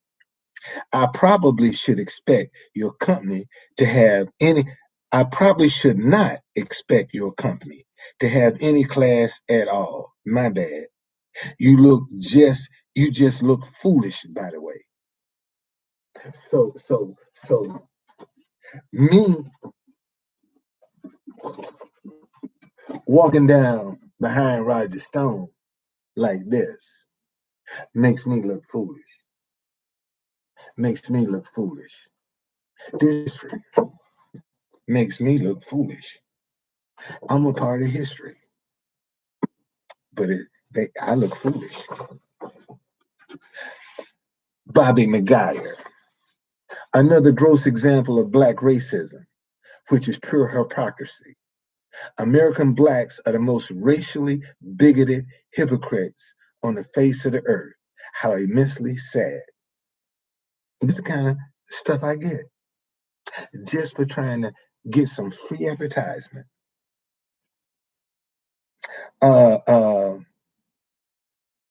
Bring back the KKK. You all a bunch of racist niggers, obviously. You don't see any DC White Tour, but I'm thinking maybe there should be. All this whitey hating will cost you niggers more than you realize. What kind of emails I was getting? What kind of emails I was getting, man? That shit was sick. Okay, it's sick. uh, these nuts. What about DCBlackSlaves.com? Since you suck off the government teeth and you get your advertisement the same way, what else can the government do for you? Now I'm using my own creativity to come down and now the government. I'm getting something free from the government now because I'm trying to get some free advertisement that's available. The advertisement is available, but because it's free, I shouldn't be trying to get it. Okay, joggings at 160 at hotmail.com. Cheap advertisement at court proceedings and get a light. The old chap with the sign had to keep sitting down. Maybe he'd fall asleep during the tour. Mr. Tired of Crap, I think your advertising sign behind newscasters is pathetic. I wouldn't take your tour if you paid me. This kind of shit I had to put up with. Okay? But then on the other hand, I get stuff like this. This is January 18th. Matter of fact, I just talked to this guy the other day. He called me the other day. This guy called me the other day and said, man, I just ran across this article and I thought about you and I Googled you and I see you still around. I said, yeah, Ed, man, I am still around. And he wrote this article in 1993. Was when he wrote this article, Letter to the Editor, 1993. Actually, that was right behind the month before. That's when they did Vendor versus Police again. That's when they did that article in December. Well, in January the following year, this is the letter that this guy wrote on my behalf. Okay, listen to this. Guilty of goodwill. Thanks for showing how the district is dealing with street crime by hassling Don Folden, the street vendor at 4th and D Street Northwest, District Weekly, December 24. I've seen that man for years, and I can tell you he is guilty. He's guilty of working every day, guilty of selling things people need, guilty of supporting his family, guilty of teaching his children about vending, guilty of playing a variety of music to cheer us up on the way to work, and guilty of giving direction to tourists and blind people. He is especially guilty of earning the respect and goodwill of hundreds, 1,500, according to the Post, who signed his petition to the mayor asking for help to get him off the street into the building that came to the corner years after he did. Worst of all, he's guilty of being a motivated, self-respecting, honest role model for men of any race. Someone should keep an eye on that guy. This is 1993. What's going on? 1993 that this was written. See, 28 years ago, I was still playing good music. See, 28 years ago, I was still playing good music. And I go sit down by the White House every day with my sign. No, I didn't. And play good music. That's what I do. So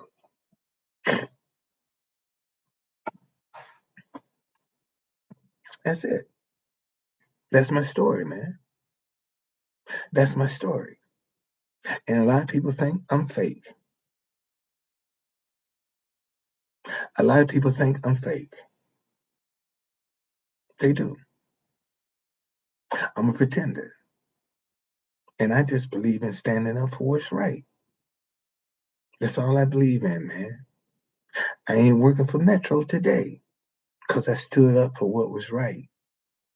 And I got fired. They stole my job because I stood up for what was right. So I've been down that road. Been down that road, man. And I still try to stand up for what's right. Still try to stand up for what's right. Okay? That's what I do. And and I ain't making this stuff up.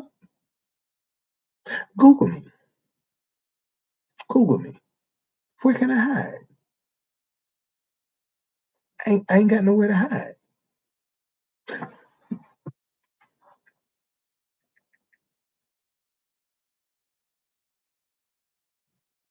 Now, let me show y'all something.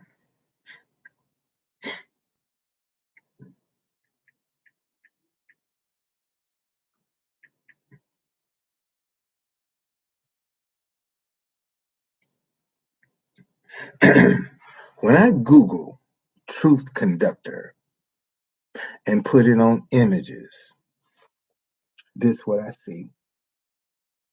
When I Google truth conductor and put it on images, this what I see.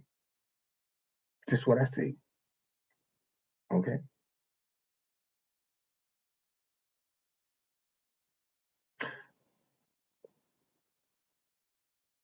Well, they done cut some of my pictures out. I used to have more pictures than this. Yeah.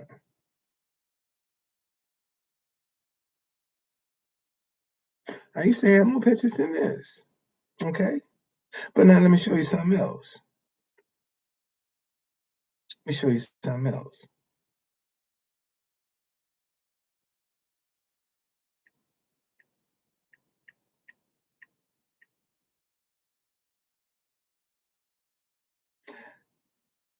Okay. I Googled DC Black Tours. DC Black Tours. Look what come up. DC Black Tours. Look what comes up. DC Black Tours. Okay. They got a lot of shit. They got a lot of stuff, boy. Damn, damn, shit, damn. I didn't know they had all that. They got a lot of stuff. Okay, when I Google DC Black Tours, I Google Truth Conductor, DC Black Tours, right? I just want to show y'all this. I want to show you.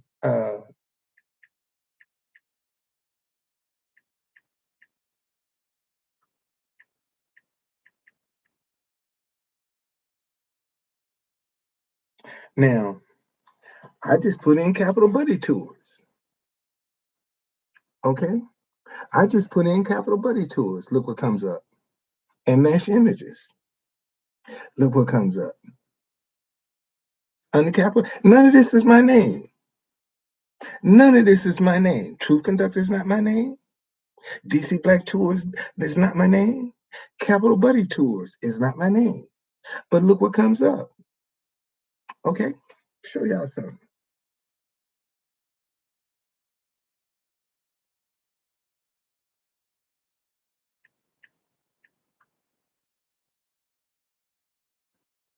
Look what happens when I Google my name.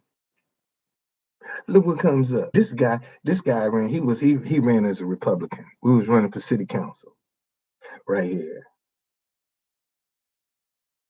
I ran against him for city council about 9, 10 years, 8, 9 years ago, some 4, 5 times. It's been some years. Been quite a few years. But when I Google my name, look what comes up. Okay, look at all the information that comes up. So where can I hide? Where can I hide? And now everybody know who I am because I've been all over the internet. And for me to launch a line of dinnerware as a truth conductor, you don't think I can get some people's attention when I done showed you how I done got attention, how they know me already? See, I ain't walking out here as a total stranger. They know who I am. They know who I am. They can Google me and see who I am. See, so I could, and this is why I don't understand why people are so hesitant when I can say, man, Google me. People know who I am. How you think I got all of that information on the internet? How you think it got there? Being out there in the mix is how I got there. It's how I got there. And very few people right now, there are very few people that you can Google their name, their company, and their personality, and they all come up. They all come up. My name, Don Folden, Capital Buddy Tours, DC Black Tours, Truth Conductor. They all there. They all there. So when people Google me, they know who I am. Man, I'm gonna share this with y'all. I'm gonna share this with y'all.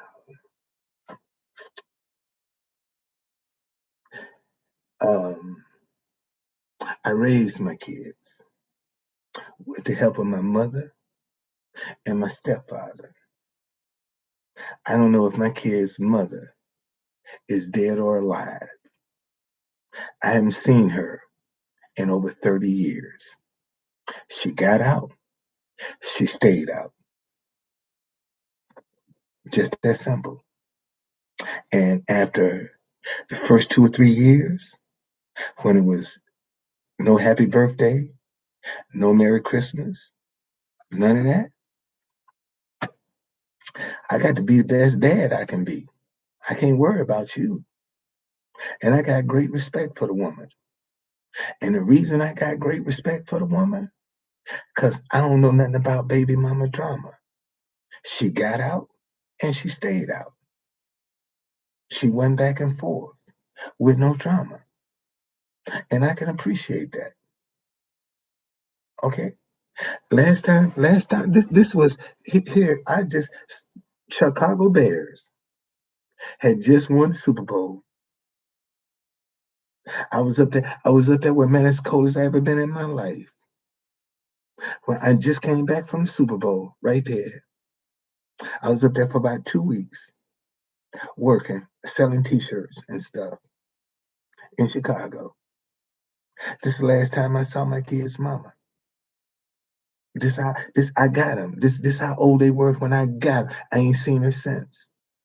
I don't know if the girl is dead or alive. Honest to God, truth. I don't know if she dead or alive right now, today. And there she is. That's her.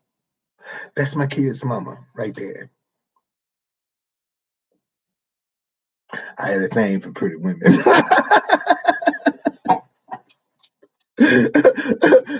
I had a thing for pretty women, man. I'm sorry.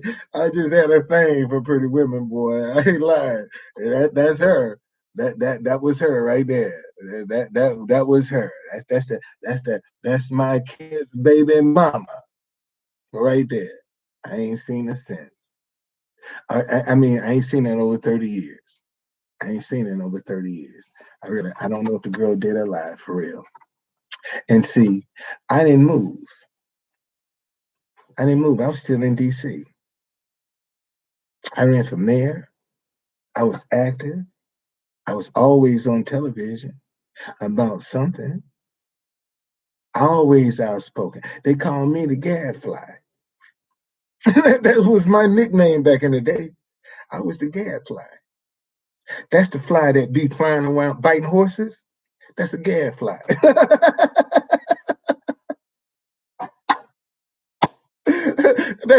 I'm telling y'all, man. The city paper in Washington D.C. That was the name they gave me. They called me that Don Foley. That's the gadfly.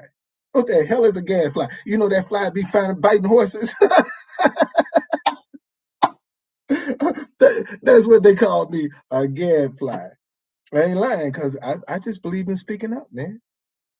I believe in speaking up. And sometimes, even if I have to sacrifice for speaking up, I just have to take the hit. All right. Uh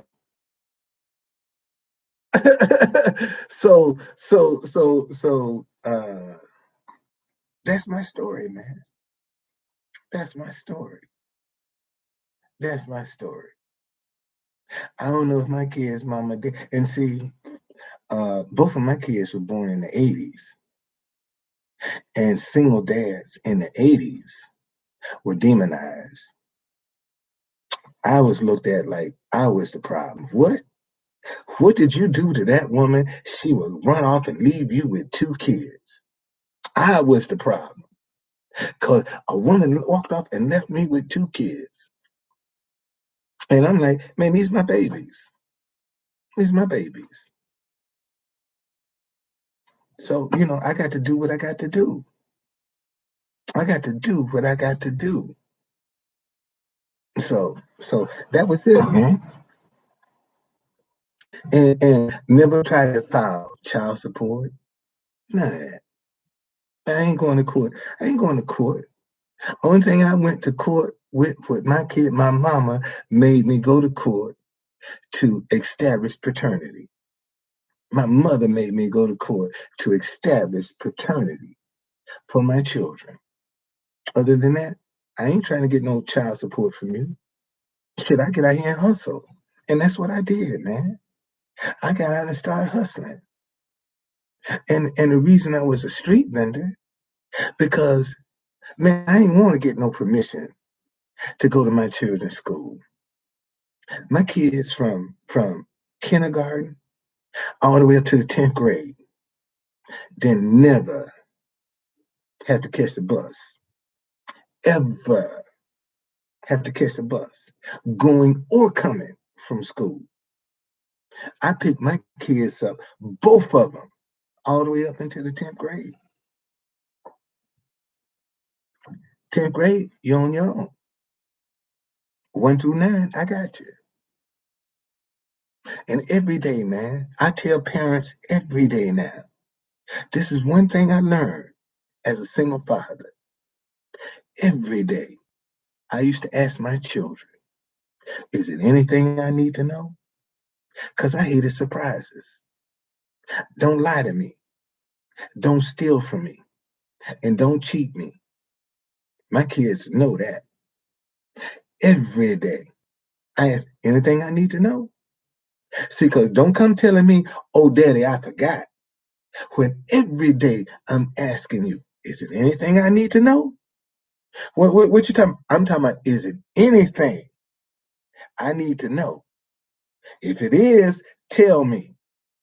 And when my kids had a problem at school and come home and say, daddy, this was my problem.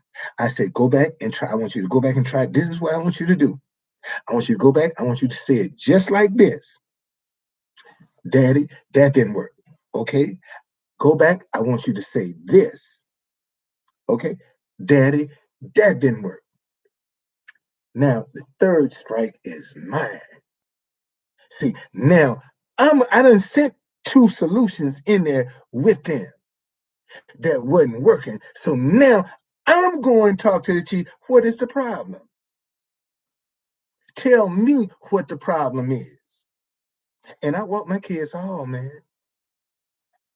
I walk my children's hall. See, I didn't have patience as a street vendor to get out and be in the rain and cold and sun all day and then come home and sit down and try to do some homework too. I didn't have that kind of patience. So I told my kid, whatever you need, let me know. I'd be walking the halls. My kids need some help. Hey, where can I find this help for? That's how both of my kids got out of the country. See, people complain about DC public schools, and it is a fucked up situation if you ain't paying attention to it. But both of my kids went out of the country through DC public schools. My daughter went to Norway, and my son went to Brazil because I was walking them halls. I was walking them halls, boy. And one day, Miss Washington pulled me aside and said, Mr. Folden, you need to get your daughter in Youth for Understanding. They'll send her all over the world. For real? She said, I'm going to get the application for you. Don't say nothing, but I'm going to get you the application. Get the application, she gets accepted. When it came down for the what's that thing, that 6 week trip they take? They go visit a country for 6 weeks. Only thing we had to get my daughter was some spending money and her passport. They paid for everything else. And she went to Norway. When that girl came back home, we went out to the airport and picked her up. Soon as she came out of the plane, girl, what's wrong with you? Daddy, I'm so glad to see black people. I don't know what to do. Because she was the only black person in Norway where she was. She didn't see no black people. When she came back home, man, she bust out. Oh, Daddy, I'm so glad to see black people. I don't know what to do. I said, boy, that's my daughter. Then I got my son. I said, come on, son, you next. Come on, you getting in Youth for Understanding. They sent him to Brazil. Because I was walking them halls. But yet you listen to these clowns on here. I'm a nobody. I'm a loser. Both of my kids went out of the country through DC public schools. Both of my kids. Most parents can't even say that. Both of my kids went out of the country through DC public schools. Sure did. Because I was walking them halls, man. Yes, sir, but I ain't play that. I ain't play that. I didn't play that. And they never knew when I was going to show up. Man, one time, my daughter was graduated from School Without Walls. I can't explain to you the urge that I got to just go to my daughter's school. Man, I packed up my vending stand. This urge is too strong. I went to my daughter's school. As soon as I walk in the door, my daughter crying. Baby, what's wrong? This teacher told me he would throw me out the window, Daddy. What? Yeah, this substitute teacher told me he would throw me out the window. Shut up. He would throw me out the window. Where is he? Oh, shit. They had to separate us, man. Motherfucker, don't you ever talk to my child like that. Don't you ever. Who the fuck do you think you are to talk to my child that way? And then he started saying something smart. Shit, I was getting ready to fight, man. I just getting ready to fight. Don't fuck with my daughter like that, man. I don't play that shit. You know? And see, listen, I don't give a shit how you treat somebody else's children. You're going to respect mine. You can treat anybody else's children however the fuck you want to treat them. I don't care. But when it comes to my kids, I ain't playing that, man. Ain't playing that. No, we don't play that. Listen, y'all. We had a guy, superintendent of DC public schools, by the name of Franklin Smith. DC public schools. Me and Franklin Smith bumped heads like this over DC public schools. We bumped heads like this over DC public schools. Matter of fact, I had a situation where they were at Eastern High School. And I went to the auditorium and I got up to the mic to talk. And whatever I was talking about, he didn't like it. And his security guard came and tried to take the mic from me.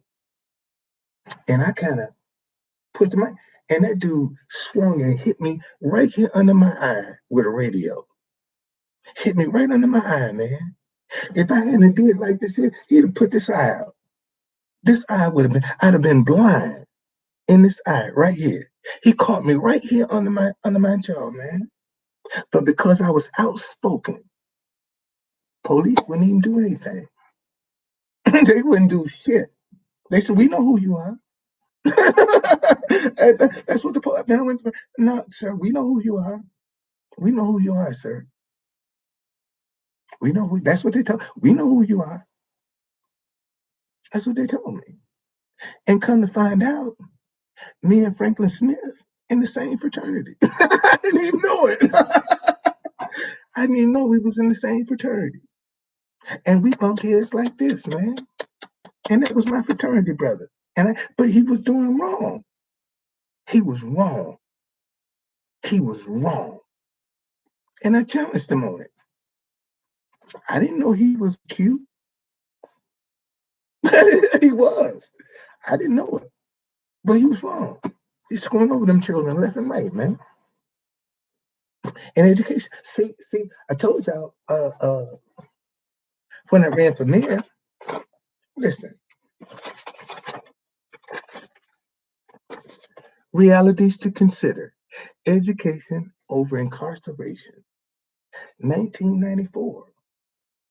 I'm talking about education over incarceration in 1994. That's what I was talking about. Education over incarceration. When I ran for mayor in 94. And in 2021, incarceration is over education.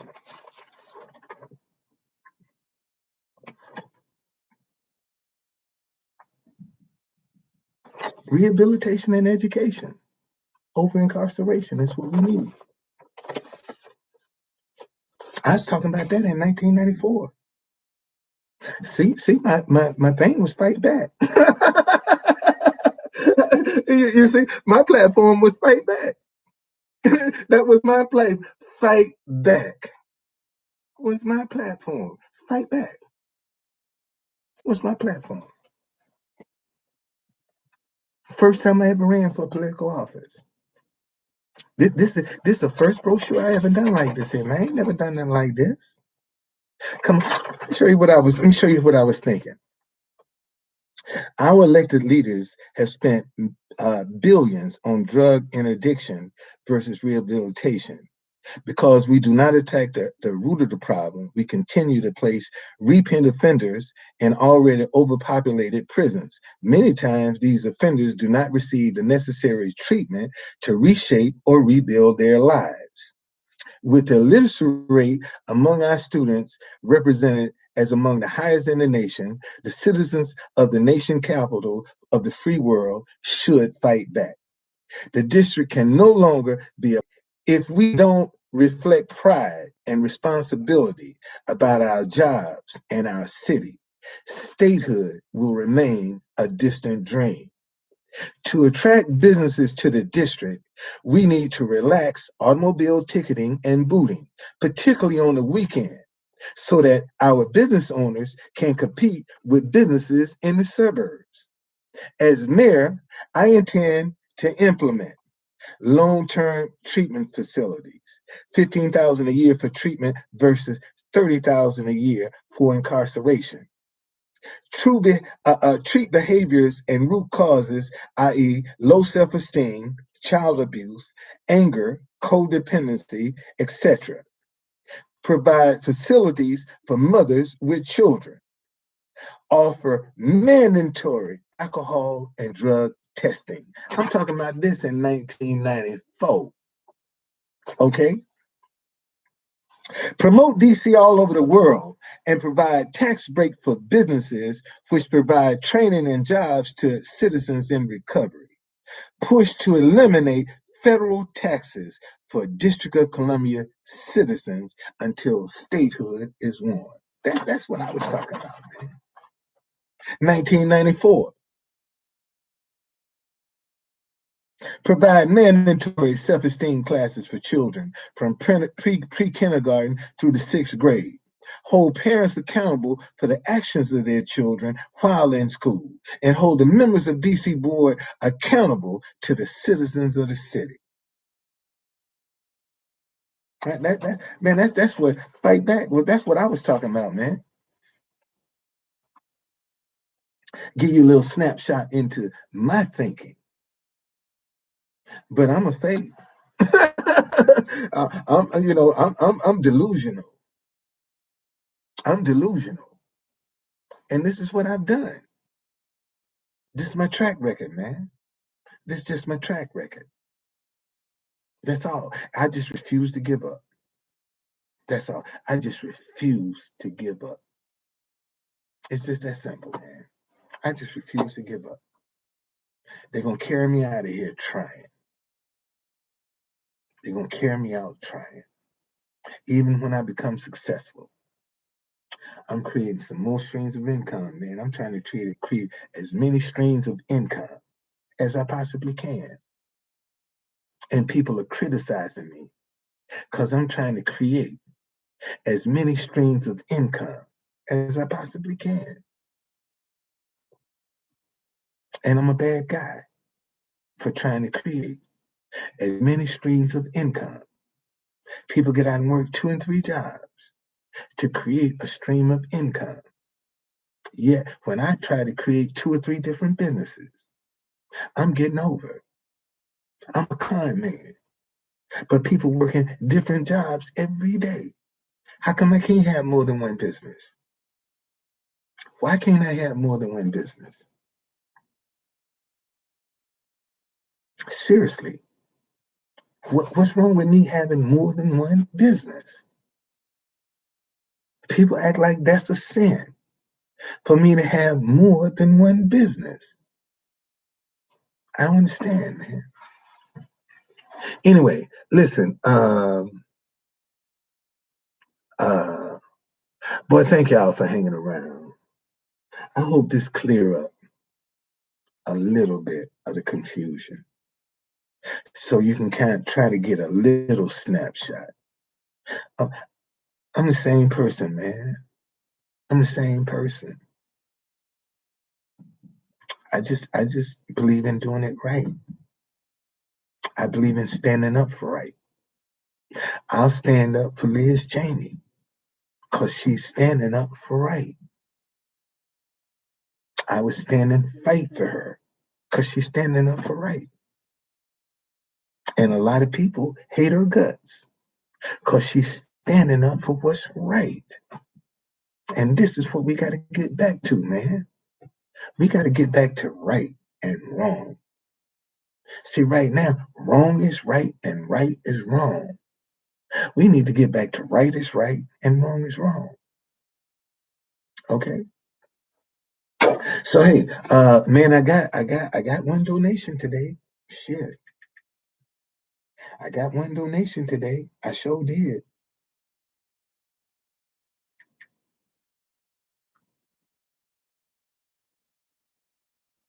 I got one.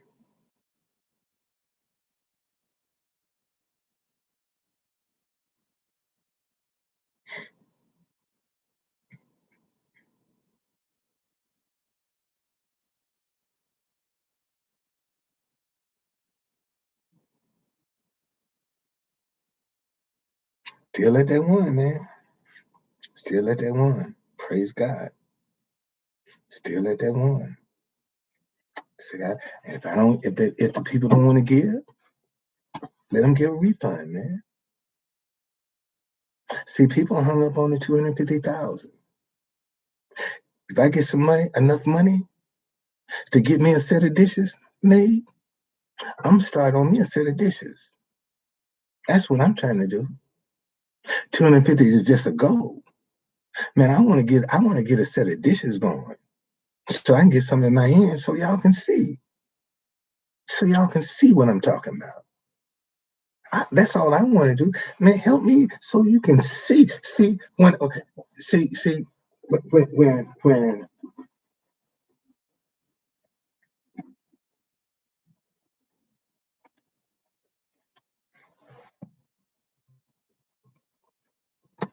see when I show you this. Oh, that's just on paper. That's where everything starts. Everything that you use today starts on paper. But yet, when I put mine on paper, I'm a con man because I'm showing you I got some paper laminated. That's how everything starts on paper. Um, about $20,000 for one set. Setup fee for my dishes is $1,800.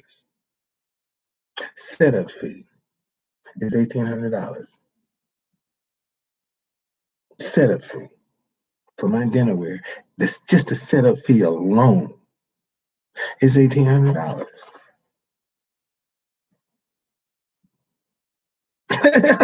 How can you know? I mean that's just a that. I don't know, man. I don't know. I don't know. I don't know. I don't know. I don't know. You know, the spirit of God told me to because I've been putting this. Y'all don't know how I've been wrestling real hard to put not to put up this GoFundMe for my dinnerware because I didn't want to deal with the teasing. I just didn't want to deal with it, man. You know, I didn't want to deal with the people. Oh, there you go begging again. I'm not begging. I'm asking. I'm asking. All you can do is say no. And thus far, everybody's saying no. So if everybody continue to say no, the girl that gave me the $5 refund, she'll get her money back. If I don't get enough money to at least place an order, the money goes back. It goes back. I let them give a refund because if most of y'all ain't never used GoFundMe, but they give you a date when you need to withdraw that money from your account. And they will tell you if the money is not withdrawn by this date, we're going to refund it. Well, if nobody is really participating and doing, I don't have to just let them refund the money. Let them refund the money. Because they're gonna email me and ask me for my banking. I ain't got to give it to them. If they don't get my banking, how they gonna give me the money? How? So if I'm lying, give me a chance to catch me in a lie. That's all. If you think I'm lying, give me a chance to catch me. give me get, catch me. Catch me. If you think I'm not, catch me in a lie. And the only way you're gonna do that is give me a chance.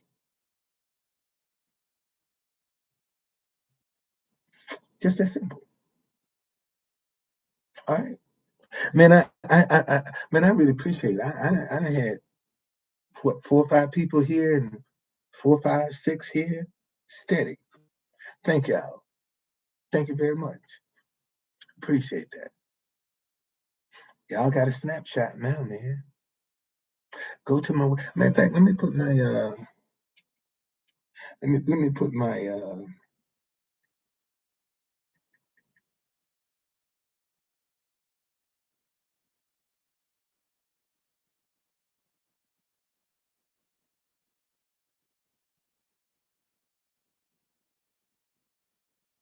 okay.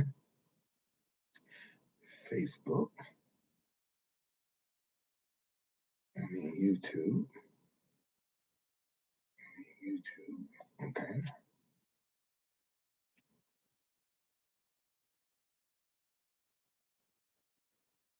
There you go.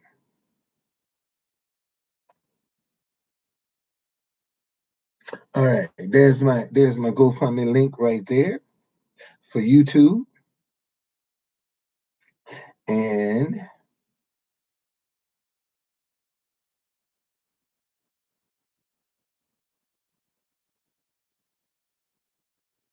there it is for Twitter. All right. Hey man, dollar, $5, whatever. I appreciate it. I would appreciate it. Bible say, don't despise small beginnings. Man, I'm ecstatic about this $5. May there be many, many, many more after this. Okay? Thank y'all, man. I see y'all later.